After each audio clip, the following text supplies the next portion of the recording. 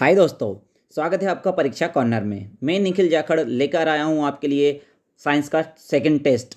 आपको पता है कि हम इस वीडियो में 15 क्वेश्चन साइंस के कवर करते हैं, जो कि लास्ट ईयर 2017 और 2016 के क्वेश्चन पेपर जो कांस्टेबल का पेपर हुआ था उसमें पूछे गए थे। उसके सारे क्वेश्चन मैं आपके लिए लेकर आया हूँ और उसे हम टेस्ट की तरह देते हैं। इसमें आपको 15 क्वेश्चन मिलेंगे और उन्हें आप टेस्ट की तरह दीजिएगा, ताकि आपको पता चले कि आपकी तैयारी क्या है और आपको कितनी और तैयारी करनी है। इसमें आपको पता चलेगा क्या एमपी कांस्टेबल का लेवल है और किस लेवल तक के क्वेश्चन इसमें पूछे जाते हैं। तो चले आइए शुरू करते हैं आज का पहला टेस्ट। पहला क्वेश्चन है आज का, डिफॉरेस्टेशन लीड टू, वन उन्मूलन से होता है। डिफॉरेस्टेशन मतलब वनों को कम करना, वनों को काटना। इंक्रीजिंग इन ऑक्सीजन, ऑक्सीजन में वृद्धि। Increasing in carbon dioxide, carbon dioxide में वृद्धि। इंक्रीजिंग इन नाइट्रोजन, नाइट्रोजन में वृद्धि। Decreasing in carbon dioxide, carbon dioxide में कमी। तो क्वेश्चन को पढ़कर आपको बिल्कुल समझ में आ रहा होगा इसका आंसर क्या होना चाहिए। इसका आंसर होगा इंक्रीजिंग इन कार्बन डाइऑक्साइड, क्योंकि जब पेड़ खत्म हो जाएंगे तो हमारी पेड़ क्या करते हैं, कार्बन डाइऑक्साइड लेते हैं और ऑक्सीजन को छोड़ते हैं। तो जब पेड़ होंगे ही नहीं तो ऑक्सीजन छोड़ेंगे नहीं, तो ऑक्सीजन बढ़ेगी नहीं, इंक्रीज नहीं होगी, और कार्बन डाइऑक्साइड में कमी नहीं होगी, कार्बन डाइऑक्साइड बढ़ जाएगी। चलो चलते हैं अगले क्वेश्चन की ओर। अगला क्वेश्चन क्या कहता है, a fine layer of gold deposit in silver और मिनेंट इज कॉल्ड। चांदी के गहनों पर जमा सोने की एक पतली परत को क्या कहा जाता है। स्टर्लिंग सिल्वर, स्टर्लिंग चांदी, सिल्वर प्लेटलेट, रजत मंडित, रेडियम प्लेटेड, रेडियम लेपित, गोल्ड प्लेटेड, स्वर्ण लेपित। को आपको क्वेश्चन पढ़ के ही समझ में आ गया होगा इसका आंसर क्या होना चाहिए, गोल्ड प्लेटेड। ओके, चलते हैं हमारे अगले क्वेश्चन की ओर। अगला क्वेश्चन क्या कहता है, fruit juice turn bitter if expose in open because. फलों के रस खुले में रखने पर कड़वे हो जाते हैं क्योंकि। इसका क्या कारण है हमें ये बताना है। Enzyme are present in them, इसमें एंजाइम मौजूद होते हैं। Oxidation of juice at room temperature take place, कमरे के तापमान पर रस का ऑक्सीकरण हो जाता है। Micro organism are present in air, हवा में सूक्ष्म जीव उपस्थित होते हैं। Fermentation take place by yeast cells, किण्वन खमीर कोशिकाओं द्वारा होता है। तो आपको बताना है इनमें से किस कारण से जो हमारा जूस होता है वो कड़वा हो जाता है। तो इसका सही आंसर क्या होगा, fermentation take place by yeast cells. क्या करती हैं, जो ईस्ट होती हैं वो फर्मेंटेट करके रस को कड़वा बना देती हैं। चलिए चलते हैं हमारे अगले क्वेश्चन की ओर। अगला क्वेश्चन आपको क्या कहता है, the shape of the orbit in which a comet revolve around the sun is. कक्षा की आकृति जिसमें धूमकेतु सूर्य के चारों ओर घूमता है होती है। आपको जो धूमकेतु सूर्य के चारों ओर चक्कर लगाता है उसकी आपको शेप बताना है कि किस शेप में वो चक्कर लगाता है। सर्कुलर, वृत्ताकार, सेमी सर्कुलर, अर्धवृत्ताकार, पैराबोलिक, परवलयाकार, हाईली इलिप्टिकल, उच्च रूप से दीर्घवृत्ताकार। तो इसका सही आंसर क्या होगा, इसका सही आंसर होगा हाईली इलिप्टिकल। असल में सिर्फ धूमकेतु ही नहीं, जितने भी हमारे प्लैनेट्स हैं वो सारे के सारे किसमें, हाईली इलिप्टिकल शेप में सूर्य के चक्कर लगाता है। ये आपको ध्यान रखना है। तो वो किसी भी ग्रह के बारे में नाम, स्पेशली नाम देकर भी पूछे तब भी आपको कंफ्यूज नहीं होना है। ठीक है, देखो हम थोड़ा जल्दी जल्दी चल रहे हैं क्योंकि आपको क्वेश्चन इतनी ही देर में करना है, तभी आप पूरे 120 मिनट के अंदर 100 क्वेश्चन आपको लगाने हैं। आपको मैथ्स और रीजनिंग के अंदर ज़्यादा टाइम देना है। साइंस में सिर्फ आपको क्वेश्चन पढ़ना है, आता है तो लगाना है, नहीं तो टाइम वेस्ट नहीं करना है, आगे बढ़ जाना है। चलो चलते हैं अगले क्वेश्चन की ओर। A magnetic compass needle place near a current carrying where wire show a deflection. The effect of electric current demonstrate here is. धारा प्रवाहित होने वाले तार के निकट रखी हुई चुंबकीय कंपास की सुई विचलित प्रदर्शित करती है। यह प्रदर्शित विद्युत धारा का प्रभाव निम्न है। आपको बताना है, जब भी किसी इलेक्ट्रिक करंट जिस किसी तार में बह रहा है उसके पास यदि हम मैग्नेटिक कंपास रखते हैं तो मैग्नेटिक कंपास की सुई हलने लगती है। तो इसका कारण क्या है। The chemical effect of electric current, विद्युत धारा का रासायनिक प्रभाव। The heating effect of electric current, विद्युत धारा का ऊष्मीय प्रभाव। The magnetic effect of electric current, विद्युत धारा का चुंबकीय प्रभाव। The mechanical effect of electric current, विद्युत धारा का यांत्रिक प्रभाव। तो आपको बताना है इसमें से किस प्रभाव के कारण जो मैग्नेट सुई है, कंपास की सुई है, वो विचलन प्रदर्शित करती है। तो इसका होगा the magnetic effect of electric current. Electric current में भी मैग्नेटिक इफेक्ट होता है। आपको मैग्नेट और इलेक्ट्रिक करंट वाला चैप्टर पढ़ना है, क्योंकि अभी तक मैंने जितने भी पेपर देखे हैं उन सभी में यहाँ से एक क्वेश्चन जरूर आया है। तो आपको ध्यान रखना है, ये टॉपिक बहुत इंपॉर्टेंट है, यहाँ से क्वेश्चन बनते हैं। ए food chain always start with, खाद्य श्रृंखला सदैव खालिस्तान से आरंभ होती है। नाइट्रोजन फिक्सीकरण, नाइट्रोजन निर्धारण, फोटोसिंथेसिस प्रकाश संश्लेषण, डिके क्षय और रेस्पिरेशन श्वसन। तो देखिए खाद्य श्रृंखला के बारे में पूछ रहा है तो इसमें देखो सबसे पहले प्लांट आते हैं। प्लांट क्या करते हैं, प्रकाश संश्लेषण से अपना भोजन बनाते हैं। प्लांट को जानवर खाते हैं या ह्यूमंस भी उन्हें खाते हैं, फिर दूसरे जानवर को दूसरा जानवर खाता है और फिर वो मर के एक ऐसे सड़ गल के फिर प्लांट उसमें उगते हैं। तो ये एक खाद्य श्रृंखला हमारी बनती है, आपको पता ही होगा। तो इसमें जो सबसे पहला है तो वो क्या होगा, फोटोसिंथेसिस, क्योंकि प्लांट जब खाना बनाएंगे तभी सब लोगों को खाना मिलेगा। चलते हैं हमारे अगले क्वेश्चन की ओर। Which one of the following statement is incorrect, निम्न में से कौन सा एक कथन गलत है। ध्यान रखिएगा, गलत वाला कथन बताना है, सही वाला कथन नहीं बनाना है। Husk of coconut is made of sclerenchyma tissues, नारियल का छिलका दृढ़ ऊतकों से बना होता है। Xylem and phloem are form of complex tissues, xylem और फ्लोएम जटिल ऊतकों से बने होते हैं। सेलमा गिव फ्लेक्सिबिलिटी टू प्लांट, श्लेषोतक पौधों को लचीलापन प्रदान करता है। Cell of cork contain a chemical cells lignin, cork की कोशिकाओं में रसायन होता है जिसे लिग्निन कहा जाता है। तो इसमें से गलत कथन क्या है आपको ये बताना है। तो इसका है cells of cork contain a chemical cells lignin. जो कॉर्क है, देखो कॉर्क मृत कोशिकाएं होती हैं और इसके अंदर किसी भी तरह का केमिकल नहीं पाया जाता है, आपको ध्यान रखना है। क्योंकि ये कॉर्क क्या होता है, कॉर्क एक लकड़ी का टुकड़ा होता है जिसमें डेड सेल पाई जाती है। जब सेल ही डेड है तो उसके अंदर कुछ होना पॉसिबल नहीं है। चलते हैं अगले क्वेश्चन की ओर। Name the group of animal which have haemocoel, पशुओं के उस समूह का नाम बताइए जिसमें रक्त गुहा होती है।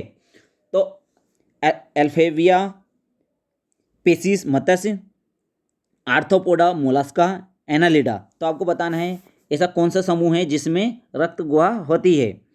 तो उसका समूह है आर्थ्रोपोडा और मोलस्का। इसमें नसें होती हैं, इसमें रक्त की बहने के लिए जगह होती है। हमारा अगला क्वेश्चन है rabies case by the beat of, rabies Khalistan के काटने के कारण होते हैं। डॉग ओनली, सिर्फ कुत्ता। मंकी ओनली, सिर्फ बंदर। केट ओनली, सिर्फ बिल्ली। ऑल द एबव, उपरोक्त सभी। तो इसका आंसर सोच समझ के दीजिएगा। आप अभी तक सिर्फ इतना पढ़ते आए हैं कि डॉग के काटने से रेबीज होता है, पर ऐसा नहीं है, सभी के काटने से। यदि डॉग काट ले, मंकी काट ले या केट, इनमें से कोई भी यदि आपको काट लेता है तो उससे रेबीज हो सकता है। आपने अभी तक सिर्फ किसके बारे में पढ़ा होगा, डॉग के बारे में, और आप जल्दी से डॉग लगा के आगे बढ़ जाओगे, जो कि आपका आंसर गलत हो जाएगा। तो इस तरह से थोड़ा सा ट्रिकी क्वेश्चन भी आते हैं, क्वेश्चन को बहुत ध्यान से पढ़ना है, ठीक है। चलो चलते हैं अगले क्वेश्चन की ओर। A shiny brown coloured element X on heating in air becomes black in colour, name the element X and the black coloured component form. वायु में एक चमकदार भूरे रंग का तत्व एक्स गर्म होने पर रंग में काला हो जाता है। तत्व एक्स तथा निर्माण होने वाले काले रंग के यौगिक का नाम बताइए। अब ये देखिए, ये थोड़ा सा और डिफिकल्ट क्वेश्चन है। यहाँ पे केमिस्ट्री से थोड़े क्वेश्चन थोड़े ट्रिकी हो सकते हैं। आपको बताना है यदि कॉपर को हम सनलाइट में रखते हैं तो उसमें, कॉपर नहीं, किसी भी एक कोई एलिमेंट है जिसका नाम एक्स है, उसे जब हम धूप में रखते हैं तो वो क्या हो जाता है, काला हो जाता है। तो उस एलिमेंट का नाम बताना है, और जो वो कालापन आ रहा है वो कौन सा यौगिक बना रहा है आपको ये बताना है। तो x is copper and black coloured component from is copper oxide C2O। X copper है और जो निर्मित होने वाला कलर है वो कैसा है, कौन है, कॉपर ऑक्साइड। एक्स कॉपर है, then black coloured component from is copper oxide CuO। देखो यहाँ Cu2O है और यहाँ पे COO है ना। तो कॉपर तथा निर्माण काले रंग का यौगिक copper oxide. X is silver and black coloured component from is silver oxide AgO। X चांदी है तथा निर्माण काले रंग का यौगिक सिल्वर है, ऑक्साइड है। X is iron and the black coloured component from is ferrous oxide. X लोहा है तथा निर्मित होने वाले काले रंग का यौगिक फेरस ऑक्साइड है। तो इसका सही आंसर क्या होगा आपका, एक्स इज कॉपर है और ब्लैक कलर्ड जो है वो कॉपर ऑक्साइड है। इसमें आप ध्यान रखिएगा CuO है ना कि C2O है, इस बात का आपको ध्यान रखना है। देखो तो थोड़ा सा डिफिकल्ट क्वेश्चन है ये, अच्छा लेवल है इस क्वेश्चन का। चलते हैं अगले क्वेश्चन की ओर। It is easier to carry a suitcase by, एक सूटकेस को ऐसे ले जाने पर आसान होता है। कैरिंग इट ऑन हैंड, सिर पर से ले जाकर।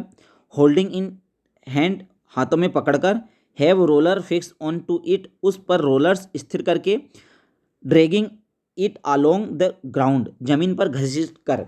तो इसका सही आंसर क्या होगा? इसका सही आंसर होगा रोलिंग, हैव रोलिंग फिक्स। जब हम उसमें रोलर लगा देते हैं तो फ्रिक्शन कम हो जाता है और सूटकेस को ले जाना आसान होता है। तो कभी कभी क्वेश्चन देखो बहुत इजी भी क्वेश्चन है, बहुत डिफिकल्ट क्वेश्चन भी है, हर तरह के लेवल आपको यहाँ पे देखने को मिलता है। लिथोस्फीयर कंसिस्ट ऑफ, स्थल मंडल में खालिस्तान उपस्थित होता है, एयर वायु, लैंड और सॉइल भूमि या मृदा, स्काई आकाश, वाटर बॉडीज। तो लिथोस्फीयर में क्या होता है? लैंड और सॉइल होती है। देखो लिथोस्फीयर में लैंड और सॉइल होती है, हाइड्रोस्फीयर में ओनली फॉर वाटर होता है, और एटमॉस्फेयर में एयर होती है, आपको ध्यान रखना है। और बायोस्फीयर में क्या होता है? इन तीनों से मिलकर जहाँ पे जीव जंतु रहते हैं उसे बायोस्फीयर कहा जाता है, ये आपको ध्यान रखना है। The cells in the root apex and shoot apex are called meristematic because जड़ शीर्ष और प्रोहन शीर्ष में कोशिकाएं विभाजोत्तकी कहलाती हैं क्योंकि they help in the conduct of water and food, वे जल और भोजन के प्रवाह में सहायता करती हैं। They differentiated into different plant part, वे विभिन्न पौधों के भागों में अंतर करती हैं। The support of the plant, वे पौधों को आधार प्रदान करती हैं। They keep on dividing forming new cells, वे नई कोशिकाओं का निर्माण करने हेतु विभाजित होती रहती हैं। तो आपको बताना है इसका सही आंसर क्या होगा? They keep on dividing forming the cells. जो अपेक्ट रूट होती है उसे मेरिस्टेमेटिक क्यों कहते हैं? क्योंकि वो क्या करती हैं? अपने आप को और ज़्यादा भागों में डिवाइड करती रहती हैं। चलते हैं अगले क्वेश्चन की ओर। Which the following is the true when water change into ice, जब जल बर्फ में बदल जाता है तो निम्न में कौन सा सत्य है? Its state is change from liquid to solid, इसकी अवस्था द्रव से ठोस में परिवर्तित हो जाती है। इट चेंज शेयर स्मेल, ये गंध बदलता है। It does not change taste, वह यह स्वाद में परिवर्तन नहीं होता है। The change can be reverse, परिवर्तन उत्क्रमणीय हो सकता है। तो इसमें से आपको बताना है कौन कौन सा ऑप्शन सही है। तो इसका आंसर क्या होगा? इसका आंसर होगा 1, 3 और 4 जो है, थर्ड को सेकंड को छोड़ दे, क्योंकि इसमें देखो स्मेल तो ना तो बर्फ़ में होती है ना पानी में होती है, स्मेल तो किसी में नहीं होती। बाकी ना ही टेस्टलेस, ये है स्वाद परिवर्तन नहीं होता है, बल्कि उसमें तो स्वाद ही नहीं होता, तो परिवर्तन क्या होगा? तो ये भी सही ही होगा। The change can be reverse, और ये उत्क्रमण नहीं होती है, बर्फ पानी भी बन सकती है, ठीक है। और ऊपर वाला तो चेंज आपको दिख ही रहा होगा। आज का लास्ट क्वेश्चन है, which one of the following organism undergoing extreme fertilise, निम्न जीवों में से किस एक में भाई निषेचन होता है? केट, फ्रॉग, हैन, गॉट। तो भाई निषेचन किसके अंदर होता है? फ्रॉग के अंदर जो होता है भाई या एक्सटर्नल फर्टिलाइजेशन होता है। इसमें वो क्या करता है? अपने गेमेट्स छोड़ देता है, और नर और मादा दोनों अपने गेमेट्स छोड़ देती हैं, जो कि पानी में आगे जाके मिल जाते हैं, और इसे ही एक्सटर्नल फर्टिलाइजेशन कहते हैं, भाई निषेचन कहा जाता है। तो ये आज का हमारा लास्ट क्वेश्चन था।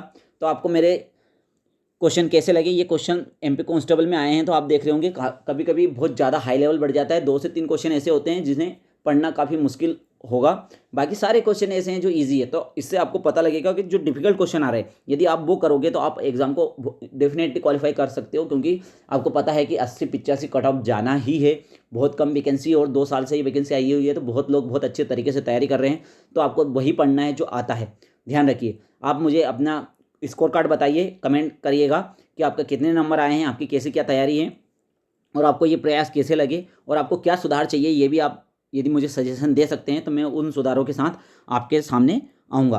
तो चलिए चलते हैं, आज का सीज़न यहीं पे समाप्त करते हैं, अगले सेशन में हम मिलते हैं। धन्यवाद।